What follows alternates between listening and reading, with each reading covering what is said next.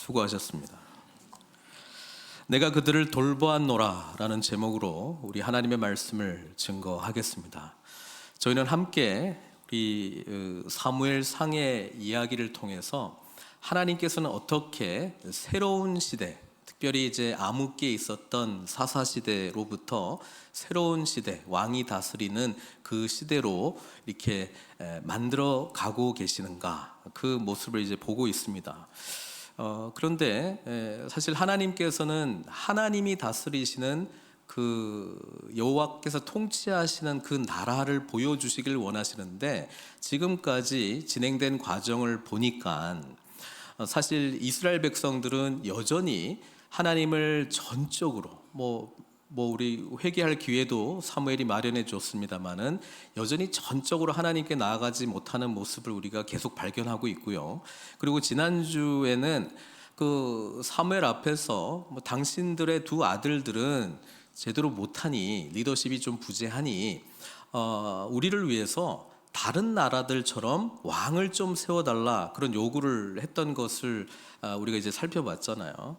근데 사무엘이 좀 기분이 나빴고, 우리 하나님께 이 말을 했더니 하나님께서 말씀하시기를 그들이 너를 버린 게 아니고 나를 버린 것이다, 그러면서 그들의 요구를 들어주라, 이야기를 했어요.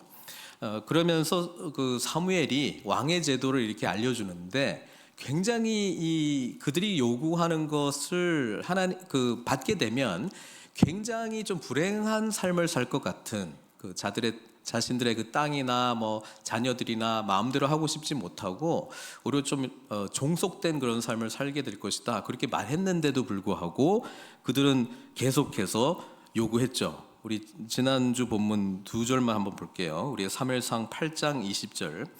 우리도 다른 나라들 같이 되어 우리의 왕이 우리를 다스리며 우리 앞에 나가서 우리의 싸움을 싸워야 할 것이니이다. 사실 하나님께서는 진정한 왕이 다스리시는 그 나라가 어떤 것인지를 보여주시기를 원하십니다. 그리고 하나님이 통치하신다라고 하는 그것을 계속 가르쳐주고 있는데, 이들의 요구는 하나님과 관계에서 영적인 요구는 하나도 없잖아요. 그러니까 세상 사람들 같은 왕, 그리고 싸움 좀 잘하는 그런 사람을 세워달라, 이게 그들의 요구의 전부거든요. 그래서 하나님은 사무엘상 8장 22절에 보니까 그들의 기도를 들어주기로 했어요. 사무엘에게 이르시되 그들의 말을 들어 왕을 세우라 하시니, 사무엘이 이스라엘 사람들에게 이르되 너희는 각기 성읍으로 돌아가라. 이제 하나님께서 세우라고 하셨고 돌아가라고 했고, 이제 그 선별 과정이 진행되겠죠. 자, 이때 하나님이 들어주시긴 했는데 부당한 요구였습니다. 저거는 영적인 요구도 아니고 하나님이 기뻐하시는 요구도 아닌데, 그런데 하나님이 수용한 이유는 응답을 줄 때 두 가지가 담겨져 있다라고 하는 거죠. 지난주에도 잠깐 말씀드렸습니다만은, 우리가 구한 걸 응답받는다고 그게 축복이냐, 그거는 생각을 좀 해봐야 돼요. 하나님이 이 응답을 주시는 거는 첫 번째는 심판의 의미가 있습니다. 그래? 너희들이 요구하는 왕이 다른 이방 나라들 같은 왕이야? 그럼 나 그런 왕 줄 거야. 그게 누구예요? 사울. 그럼 너희가 얼마나 행복한지 한번 보자. 그렇지만 하나님의 심판에는 항상 은혜가 끼어 있어요. 그럼에도 불구하고 여전히 그들의 잘못된 요구에도 불구하고 여전히 돌아올 수 있는 길을 하나님은 그 심판의 그런 응답 속에도 은혜의 씨앗을 담아 놓았다라고 하는 것입니다. 그래서 오늘 우리는 그 두 개를 같이 담고 있는 그 왕이 도대체 누구냐, 그게 이제 오늘 본문의 이야기거든요. 그래서 사실 오늘 본문을 읽어보면 사울은 괜찮은 사람인가요? 안 괜찮은 사람인가요? 어떻게 생각하세요? 괜찮은 사람이에요. 괜찮은 사람이에요. 하나님은 오늘 사무엘을 통해서 내가 이스라엘을 돌보시겠다고 말씀하셨습니다. 재밌지 않습니까? 그들의 요구를 들어주신다라고 하는 표현에 그들을 심판하시겠다고 말씀하시지 않고 돌보신다고 말씀하셨습니다. 하나님은 우리의 잘못된 죄된 부분들을 드러내시는 게 그분의 돌보심 가운데 있다는 것 알고 계시죠? 왜냐하면 그렇지 못하면 우리는 이 문제, 본질적인 문제를 해결하지 못하고 하나님을 만날 수 없기 때문에 그렇습니다.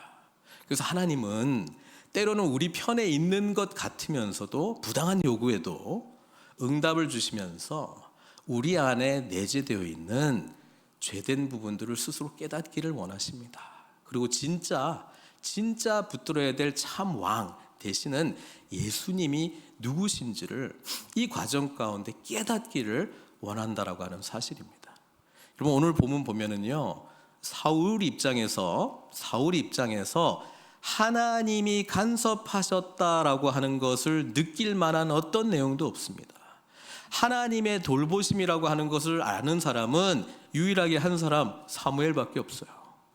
그래서 사울은 그냥 뭐 아버지가 나귀를 잃어버려가지고 이제 찾아라 하는 그 모든 과정 가운데 그냥 진행되고 있었고요. 그냥 사무엘만 이것은 하나님의 큰 돌보심의 은혜 가운데 있는 것이다, 그렇게 알고 지금 누가 오는지는 모르겠지만 베냐민 사람 중에서 한 사람이 온다고 하니 기다리고 있는 것이죠. 자, 하나님의 돌보심은 때로 우리에게 이렇게 다가옵니다. 나에게 일상에서 하나님의 어떤 직접적인 간섭이나 그런 하나님의 임재가 느껴지지 않을 때가 있습니다. 그럴 때 우리는 하나님이 정말 계신가? 하나님 정말 나와 함께 하시는가? 이런 질문들을 가질 수 있어요. 그런데 우리는 지금 이 장면에서도 보면 알겠지만 사무엘에게 내가 내 백성을 돌보고 있다, 돌볼 것이다, 지금도 돌보았고 앞으로도 돌볼 것이다 라고 지금 역사하고 있잖아요. 하나님의 일하심과 내가 생각하는 게 매치가 안 된다고 하나님이 나를 돌보지 않는다, 이렇게 생각하는 것처럼 어리석은 것은 없습니다. 내가 모르기 때문에 그런 것입니다. 하나님은 항상 우리를 돌보고 계시고 우리는 언젠가 그분의 뜻을 알게 될 것입니다. 또 지금 그 뜻을 알고 있는지도 모르겠습니다. 이 하나님의 일하심과 나의 삶 속에서 역사하신 그 하나님을 만나게 될 때 우리는 놀라운 경험을 하게 됩니다. 내가 살아가는 게 그냥 사는 게 아니구나, 나에게 일어났던 모든 일들이 그냥 일어난 것이 아니구나 라고 하는 감격을 우리는 누리게 되고요. 그래서 날마다 살아가는 게 놀라울 뿐입니다. 우리 모두가 이 믿음을, 이 은혜를 누리시기를 주님의 이름으로 축원드립니다. 설교 안 끝났습니다. 이제 시작이에요. 자, 우리 사울이 어떤 사람인지를 좀 생각해 봐야 될 게, 그러면 하나님께서 백성들을 돌보시기 위해서 왕을 세우시겠다고 작정하셨는데 그럼 누구를 뽑느냐, 이게 중요하잖아요. 누구를 뽑느냐. 여러분 같으면 누구를 뽑겠어요? 누구를 뽑겠어요? 그래서 우리는 오늘 본문을 통해서 사울이라는 사람이 도대체 어떤 사람인가, 우리가 뭐 이렇게 나와 있는 내용을 가지고 한번 정리를 좀 해보려고 합니다. 자, 일단 1절을 보면은 그 가문에 대한 설명이 있어요. 베냐민 지파 사람이다. 그리고 기스라 이름하는 유력한 사람이다. 역시 유력한 사람이 좀 왕이 될 후보 중에 좀 들어가는구나. 그리고 그 뒤에 보면은 이 외모에 대한 설명이 있는데 2절에 사울은 그 기스의 아들이죠. 준수한 소년이라. 이스라엘 자손 중에 그보다 더 준수한 자가 없고 키는 모든 백성보다 어깨 위만큼 더 컸더라. 그러니까 키 크고 잘생기고, 유력한 가문에 키 크고 잘생기면 왕의 후보가 좀 될 것 같아.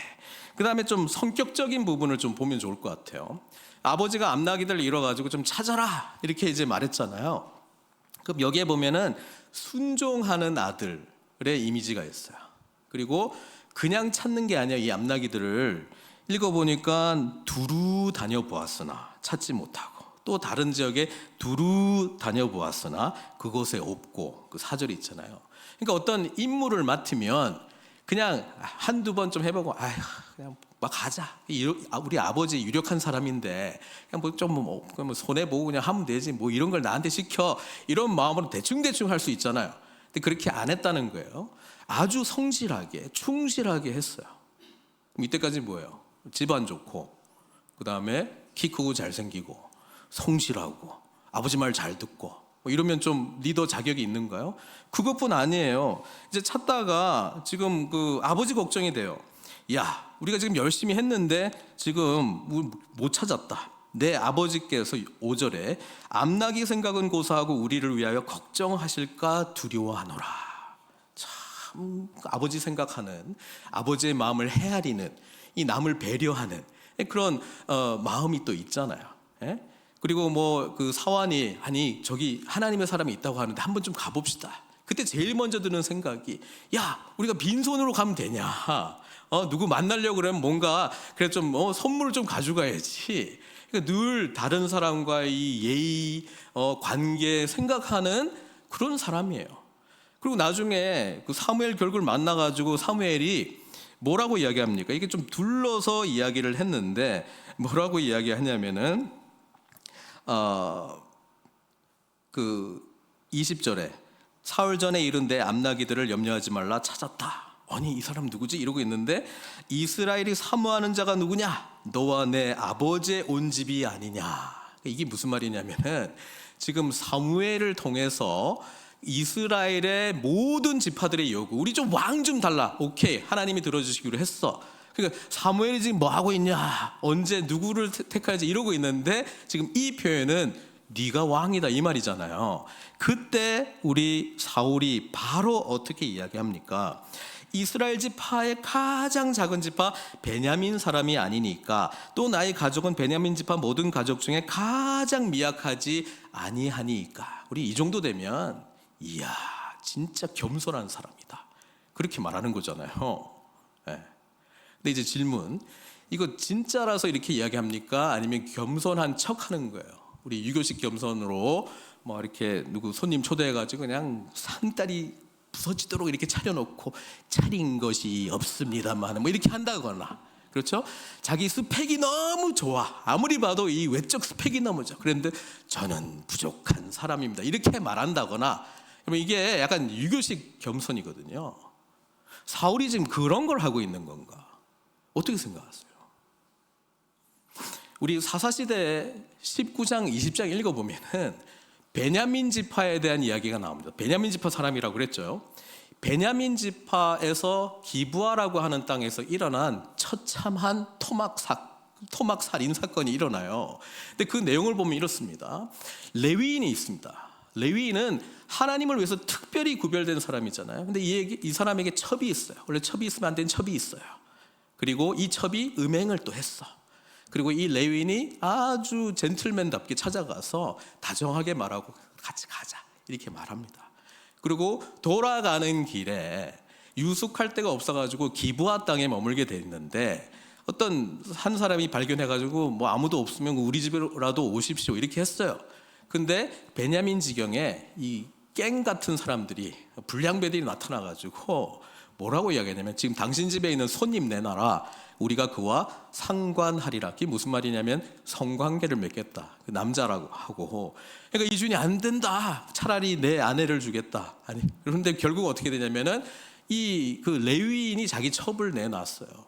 그리고 밤새도록 윤간하고 결국 이 여인은 죽습니다. 그 레위인은 죽어있는 아내를 보면서 12토막을 내고, 이게 성경 이야기 제가 말하는 게 12토막을 내고 모든 지파에 보내요. 그러니까 그 배달된 게 있는데 열어보니까 이게 뭐야? 어떤 사람 몸의 일부분이 막 자기들한테 오니까 우리가 이스라엘 중에 이런 일을 본 적이 없다. 그래가지고 모든 지파, 나머지 지파와 베냐민 지파의 내전이 일어납니다. 그 이야기가 사사기에 기록돼 있어요. 그리고 결국 어떻게 됐냐? 거의 이 베냐민 지파는 거의 멸족 위기에 돼요. 한 600명 정도만 남아가지고 도망갔거든요. 그러니까 이스라엘 지파 정신 차렸어요. 야, 우리가 지금 뭐 하고 있냐? 한 지파를 거의 그냥 멸족 시키고 있다. 그래서 뭐 뒤에 이 지파가 살아나도록 뭐 부인 얻어주는 그런 이상한 이야기가 있는데, 지금 생각해 보세요. 그게 사사기 마지막 부분에 있었고요. 사무엘 시대 이제 된 거거든요. 그러면 나는 베냐민 지파 사람이요. 그러면 무슨 말이에요? 나는 내전 일으킨 그 지파, 그리고 그 지파의 유력한 사람이요. 그러면 무슨 뜻일까요? 그거에 앞장섰던 사람이에요. 예? 그러면 사울 입장에서 이게 자랑거리가 아니에요. 그래서 저는 지금 21절에 나는 이스라엘 지파의 가장 작은 지파, 실제로 숫자가 작았어요. 거의 다 죽어가지고. 그리고 가장 미약하지 아니합니까? 우리 가족이 전쟁에서 이겼으면 영웅 가족이 됐을 텐데 패했잖아요. 그러니까 그러니까 앞에 유력이라고 하는 거는 실제로 유력한 가족인데 지금 내전을 일으킨, 어떻게 보면 문제 일으킨 지파의 유력한 가문은 문제 집안이잖아요. 그러니까 이게 겸손이 아니고 그냥 그대로 말하는 것 아닐까요? 어쨌든 사울은 아까 다들 괜찮은 사람이라고 말씀하셔가지고 출신 배경은 뺍시다. 그래도 키 크고 잘생겼잖아. 그죠? 그리고 아버지 말 잘 듣잖아. 그리고 사람들 배려하잖아. 요 정도 되면 어떤 리더십의 자리에 놔도 괜찮지 않을까? 사울의 설명 중에 없는 게 있어요. 하나님과 사울의 관계에 대한 설명은 없어요. 하나님을 뜨겁게 사랑한다라고 묘사되는 내용은 없어요. 그냥 인간적으로 보면 괜찮은 사람이에요. 이 자격은 하나님의 택함받은 이스라엘을 다스리는 왕이 되든지 다른 나라의 왕이 되든지 비슷해, 조건이. 어떻게 생각하세요? 여러분, 우리가 리더가 된다라고 할 때 어떤 기준을 삼아가지고 이 사람이 자격이 된다라고 말할까요? 여러 이유들이 있을 수 있어요. 정말 훌륭한 집안 사람이야. 외적으로도 너무 잘생기고 키가 커. 그리고 사람들 배려하는 거 봐. 너무 좋아. 여러분, 그게 자격일까요? 하나님은 사울을 도대체 왜 선택했을까요? 하나님이 왜 선택했는지를 보려면 사무엘하고 나누는 대화를 봐야 되거든요. 근데 뭐라고 돼 있냐면은 이렇게 돼 있어요. 우리 하나님께서 사울을 선택할 때에 이름은 안 말하고 내일 이맘때에 16절 내가 베냐민 땅에서 한 사람을 내게로 보내리니 너는 그에게 기름을 부어 내 백성 이스라엘 지도자로 삼으라. 그냥 보낼 건데 삼아라. 그리고 그 사람에 대한 이유는 없어요. 다윗 할 때는 좀 추가적인 내용이 하나 들었잖아요. 내 마음에 합한 사람, A man after my heart. 그거는 있었거든요. 사울은 없어요. 그냥 베냐민 사람 중에 한 명 올 건데 그 사람이야. 그렇게 이야기를 했어요. 그래서 하나님의 기준은 뭘까? 확장해서 하나님은 이스라엘 백성들은 도대체 왜 선택을 했을까요? 우리가 지금 통독할 때 신명기 지금 이제 다 읽어가고 있죠. 신명기 7장에 보면은 하나님이 이스라엘 백성들을 선택한 이유가 나와요. 그거 한번 보려고 합니다. 우리 신명기 7장 6절에서 8절 말씀인데요. 제가 읽어보겠습니다. 너는 여호와 내 하나님의 성민이라. 지금 이스라엘한테 말하는 거예요. 내 하나님 여호와께서 지상 만민 중에서 너를 자기 기업의 백성으로 택하셨나니 여호와께서 너희를 기뻐하시고 너희를 택하심은 너희가 다른 민족보다 수요가 많기 때문이 아니니라. 너희는 오히려 모든 민족 중에 가장 적으니라. 여호와께서 다만 너희를 사랑하심으로 말미암아 또는 너희의 조상들에게 하신 맹세를 지키려 하심으로 말미암아 자기의 권능의 손으로 너희를 인도하여 내시되 너희를 그 종되었던 집에서 애굽 왕 바로의 손에서 속량하셨나니. 이렇게 돼 있어요. 그러니까 여기 보면 이스라엘 백성들을 택한 이유가 딱 하나야. 뭐라고요? 제일 약해서. 그 두 번째는 내가 아브라함하고 약속했으니까. 너희들이 아무리 말을 안 듣고 해도 그 약속 내가 들어준다고 설득하고 은혜 베풀고 용서하고 오래 참고 그거 하는 거야. 그 이야기 해주고 있는 거잖아요. 자, 똑같은 기준으로 사울 보겠습니다. 모든 지파 중에서 어느 지파가 제일 작다고요? 베냐민. 그리고 아브라함을 통해서 주신 약속이 아니고 조금 전에 하나님께서 이스라엘 백성들이 우리 다른 민족 같은 왕 세워주십시오라고 요구했잖아요. 싸움 잘하고 다른 나라의 왕 같은 사람 뽑아주십시오 이거 요구했잖아요. 그리고 하나님 들어주시고 했잖아요. 그게 사울이라는 거예요. 다른 왕들 보니까 키 크고 근육 있고 싸움 잘하고, 그리고 오히려 이런 좀 안 좋은 배경은 더 좋아요. 이런 사람들은 아주 권모술수 이거 생각해야 되고, 여기서 생존하리라, 정치력 발휘해야 되거든, 그죠? 그리고 어떻게든지 간에 그냥 이 처참한 상황에서 누구를 죽이고 밟아가지고 이겨가지고 권력을 얻는 그런 사람이 돼야 되거든. 그런 사람의 배경이 되는 게 사울이라는 거예요. 사울이 착해서 착한 건지, 착하게 하지 않으면은 지금 모든 다른 민족들보다 안 그래도 지금 안 좋은 시선 받고 있는데 보여주기라도 잘 해야죠. 그래서 나중에 사울 보세요. 사람들의 민심에 굉장히 예민하게 반응하는 사람이잖아요. 그 어디서 나왔겠어요? 그래서 우리는 한편으로는 그래도 이게 하나님께서 그래도 기뻐하시는 어떤 리더십의 조건들이 있지 않는가? 그래도 키 크고 잘생기고 착하고 또 겸손하고 성실하고 이 정도면 되지 않을까? 제가 아까 말씀드렸지만 하나님과의 관계에 대한 설명은 부재합니다. 그래서 우리는 생각해 봐야 돼요. 이게 일부러 없는 건가? 하나님과의 관계에는 예배로 나타나잖아요. 사울이 무너진 게 전부 뭐 할 때 나타나요? 예배에 제사 드릴 때 무너지거든요. 그러니까 하나님과의 관계가 있더라도 형식적으로 있든 깊지 않은, 그러나 인간적인 기준으로 보면, 하나님 빼고 인간적인 기준으로 보면은 외적으로 괜찮고 그냥 좀 될 만한 어떤 사람이에요. 그래서 참 재미있습니다. 아까 제가 말씀드렸잖아요. 하나님께서 이스라엘 백성들이 오케이, 너희들이 원하는 왕 세워줄게. 그게 심판의 의미도 있고요, 은혜의 의미도 같이 담겨져 있다고 그랬잖아요. 이 사울의 모습은 우리는 뒤의 이야기를 알기 때문에 그 시선으로 오늘 사울을 볼 필요는 없다고 생각해요. 적어도 9장까지만, 앞으로 어떻게 될지 몰라 까지만 사울을 보면은 그래도 선하고 괜찮은 모습들이 많아요. 그리고 이 모습들은 장차 올 메시아를 향해 있는 속성들하고도 비슷한 게 많아요. 예를 들게요. 제가 연결시킬게요. 사울이 예수님 같다. 아버지의 말씀에 순종하는 아들이에요.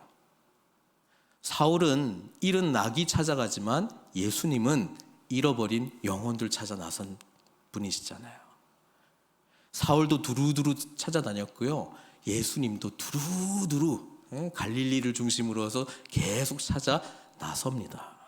사울, 아까 우리가 겸손하다라고 하는 의미로 표현한다면 예수님의 겸손은 하늘 영광 버리고 이 땅에 인간의 몸을 품고 죽기까지 순종하는 그런 순종과 겸손의 모습을 보여주고 있잖아요. 그러니까 그렇게 외적인 걸로만 따지면 예수님을 향해서 연결이 돼요. 그런데 여전히 질문, 이 사울은 어떤 사람인가? 저는 오늘 본문을 보면서 사울의 조건이 있다면 자격 없는 게 조건이에요. 사랑하는 성도 여러분, 우리가 이 자리에 앉아 있는 게 좋은 가문 때문입니까? 내가 인간적으로 그래서 착해하기 때문에 그렇습니까? 내가 다른 사람들 잘 배려해서 그렇습니까? 여러분, 어떤 사람이 자격이 있길래 감히 왕 대신 하나님 앞에 나올 수 있습니까? 복음의 메시지를 통해서 우리가 자격을 찾는다면 자신의 죄인됨을 인정하는 사람입니다. 나는 이미 죽은 자입니다 라고 고백하는 사람입니다.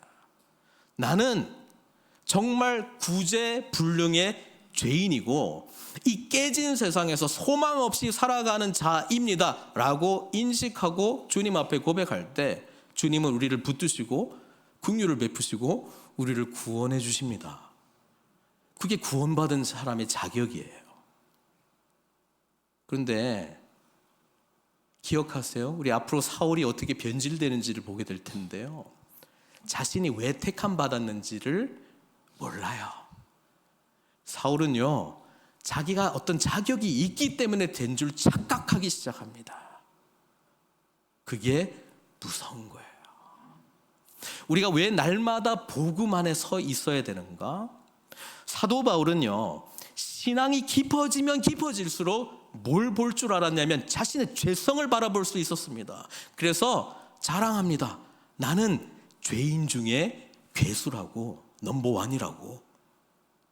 그러니까 복음의 은혜를 경험한 자 중에서도 넘버원이 되는 거예요. 자신의 죄인이 괴수기 때문에 하나님께로부터 은혜 받은 거 생각하면은 이 세상에 자기를 능가할 만한 은혜 받은 사람은 없다라고 고백하는 것 아니겠어요? 예수님을 나를 위해서 죽으셨다라고 하는 그 감격은 세상 그 어떤 사람보다 내가 넘버원이야. 주님께서 나에게 새 생명 주신 그 은혜를 아는다는 사실은 그 세상 어떤 사람보다 내가 제일이야. 그래서 나는 나의 약한 것들을 자랑하고 오직 주님 안에서의 나를 변화시켜 주신, 새 생명 주신 주님만을 찬양하리라. 이게 복음을 살아가는 자의 진실한 고백이에요. 근데 안타깝게도 이 길 말고 예수님이 그토록 그냥 욕하고 저주했던 바리새인의 길을 갈 수 있습니다. 이들은 서기관들의 길을 갈 수 있습니다. 사두개인들의 길을 갈 수 있습니다. 지식도 많고 뭐 하는 것도 많아. 근데 자기가 죄인이라는 생각은 없고요. 오히려 그 지식을 가지고 저 사람 나보다 못해. 그런 것만 판단해요. 그런 것만 정죄해요. 하나님의 일을 할 때 자신을 드러내기 위해서요. 그게 사울이 가는 길일 겁니다.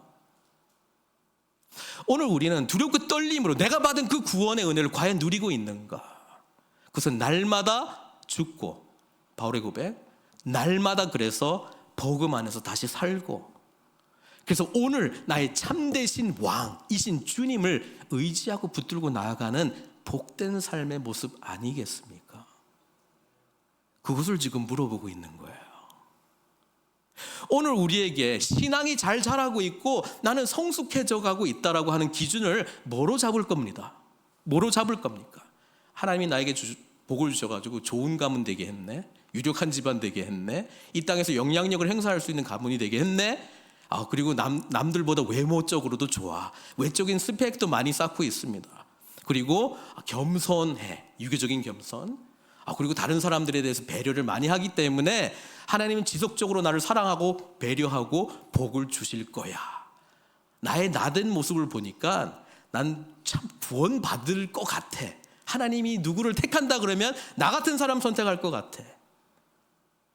여러분, 그게 복음입니까?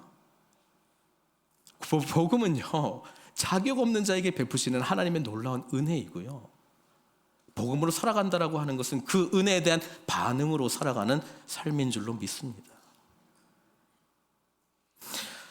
사실 사울이 예수 그리스도의 좋은 의미로서 예표적인 의미를 가지고 있어요. 아까 제가 설명드렸잖아요. 순종적인 아들, 잃어버린 영혼들을 향해서 나아간 낙이지만 여기서, 그리고 끝까지 성실하게 가셨다. 그리고 겸손, 진정한 의미의 겸손이었다면 우리 주님에게도 그런 모습이 있어요. 근데 오늘 본문을 보면서 저는 또 한 사람의 인물을 보게 됩니다. 그게 뭐냐면 사울의 이름 없는 종입니다. 사환. 사울과 똑같이 임무를 받았고 끝까지 두루두루 살폈잖아요. 근데 사울이 돌아가자, 우리 아버지 걱정할까 걱정된다 할 때 사울보다 영적인 지식이 조금 더 있었어요. 아니, 주인님, 이 지역에 하나님의 사람이 있는 거 알아요. 우리 거기 가서 마지막으로 한번 물어보고 갑시다. 작은 영적 지식 하나 있었고요. 그 다음에 사울이 다른 사람 배려한다. 그래도 우리가 빈손을 어떻게 가냐, 아무것도 없는데 그냥 가자. 그럴 때 뭐라고 해요? 제가 마침 이 은세겔 4분의 1이 있습니다.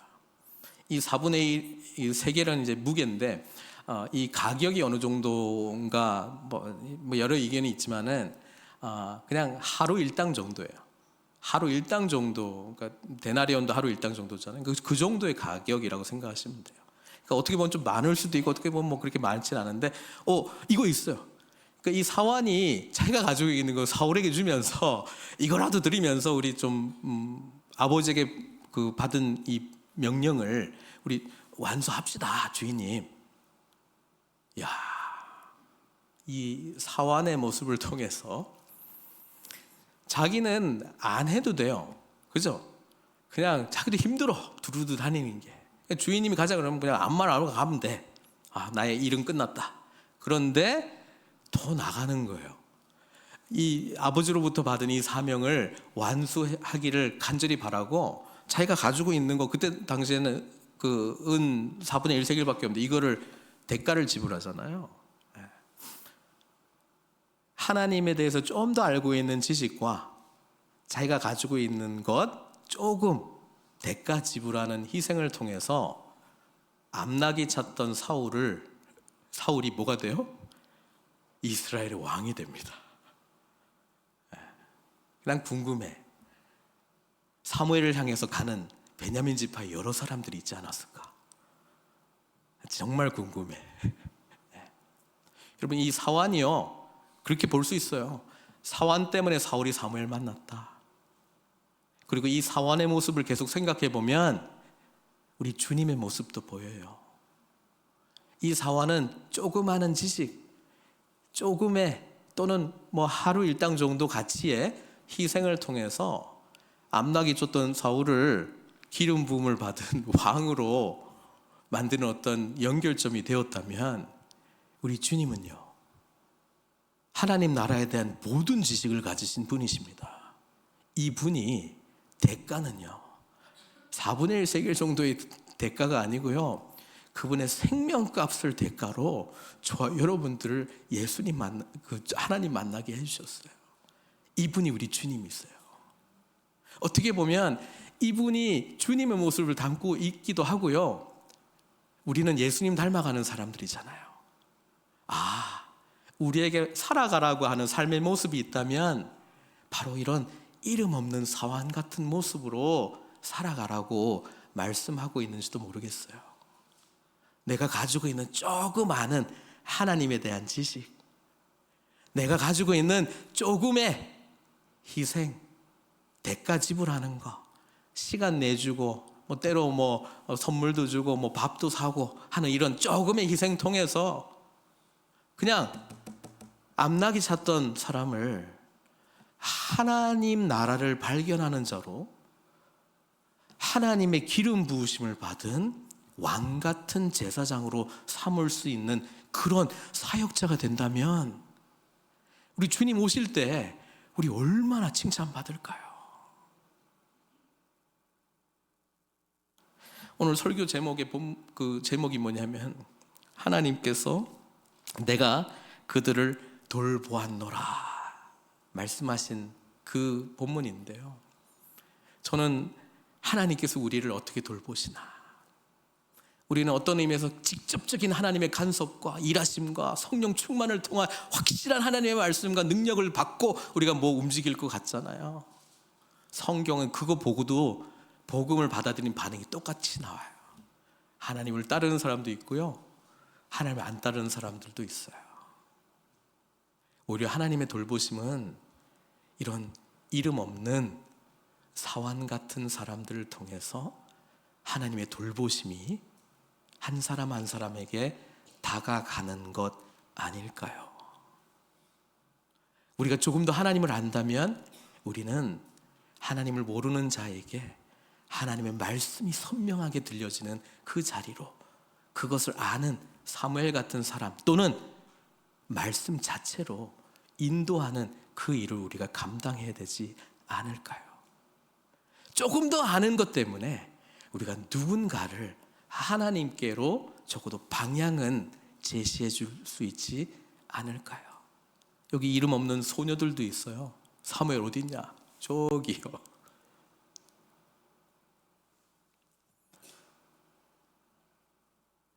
우리의 일상의 삶 속에서 우리가 최선을 다한다라고 하는 것, 우리의 작은 작은 섬김을 통해서 놀라운 일들이 일어난다고 오늘 본문은 말씀해주고 있습니다. 하나님께서 우리를 돌보신다. 하나님에 대해서, 아니 하나님을 아는 자들의 작은 섬김을 통해서 이 일이 이루어지는 것입니다. 사랑하는 성도 여러분, 오늘 이 말씀 속에 주님께서 저와 여러분들에게 무슨 말씀을 하고 있나요? 우리의 진정한 왕은 예수님이십니다. 그리고 우리가 주님을 믿을 때에 우리는 구원받을 뿐 아니라 우리도 왕 같은 제사장으로 주님과 함께 죽고 부활하고 승천해서 하늘에 앉힌 자가 되었노라. 그게 복음의 놀라운 능력 아닙니까? 그러면 아직 변질되기 전에 사울과 같이 기름 부음의 은혜를 받은 저와 여러분들이라면 우리 또한 이 이름 없는 사환의 모습을 통해서 또 다른 누구를 우리가 먼저 경험했던 이 복음 안에서의 살아있는 알므로 말미암아 주님만큼의 대가까지는 못 가더라도 내가 가지고 있는 것 대가 지불하면서 하나님께로 함께 인도하시는, 그래서 기름 부음 받는 왕 같은 제사장, 하나님 나라의 자녀들이 되는 그 사역 감당하시는 저와 여러분들 되시길 주님의 이름으로 축원드립니다. 같이 기도하겠습니다.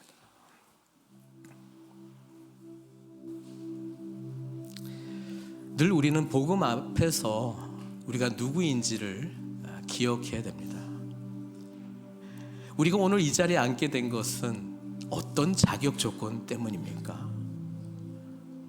정말 예수님을 만난 사람들은 나에게 아무런 자격도 아무런 공로도 없다고 유교적 겸손으로 고백하는 것이 아니고 진실로 고백합니다. 그럴 때 우리는 주님께서 어떠한 대가를 지불하시면서 잃어버린 나를 구원하시기 위해서 어떻게 찾아오셨는지, 어떤 대가를 지불하셨는지를 십자가에서 뚜렷이 경험하게 됩니다. 그 은혜를 아는 자, 이게 바로 저와 여러분들 아닙니까? 그렇다면 우리는 어떤 삶을 살아야 될까요? 세상 다른 왕들처럼 그런 사람이 되고 싶습니까? 아니면 우리의 종이 되신 왕처럼 이름 없는 자, 이 사환의 길을 가시겠습니까? 오늘 하나님께서는 저와 여러분들에게 묻고 계십니다. 기도로 반응하도록 하겠습니다.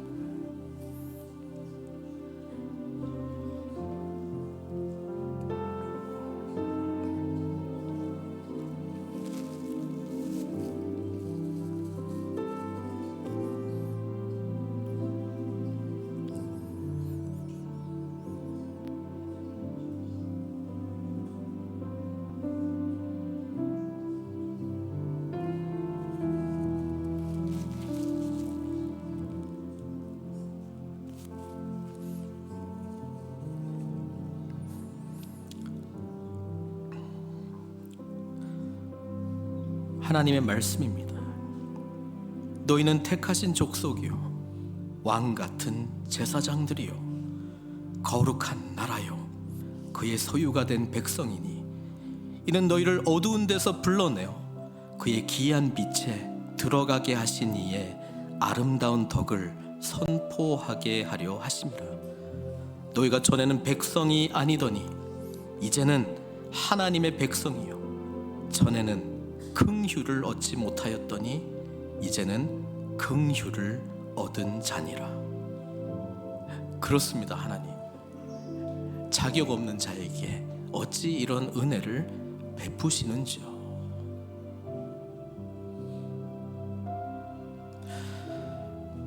구원의 은혜를 입은 자로, 하나님의 한량없는 은혜를 아는 자로 주님 오시는 그날까지 쓰임 받게 해주십시오. 주님의 모습 닮아 우리도 아버지의 뜻에 온전히 순종하는 참 아들이 되기를 원하고요, 우리도 주님께서 가신 그 신실하고 충성된 삶을 우리 또한 살기를 원합니다. 주님께서 지불하신 대가, 생명의 대가, 십자가의 은혜 기억하며 우리가 경험한 조그마한 하나님의 지식으로 또 다른 연약한 자들에게 주님께로 인도하는 사랑의 대가, 희생, 지불하면서 한 영혼 한 영혼 주님께로 인도하는, 그래서 마지막 그 날에 주님 앞에 칭찬받는 저희들 다 될 수 있도록 축복해 주시옵소서. 여전히 연약하고 여전히 무너질 때 있으나 우리를 여전히 책임져 주시고 신실하게 포기하지 아니하시고 오래 참으시고 여전히 은혜를 베푸시는 하나님을 믿사오니 주여 붙들어 주시옵소서. 예수 그리스도의 이름으로 기도드리옵나이다.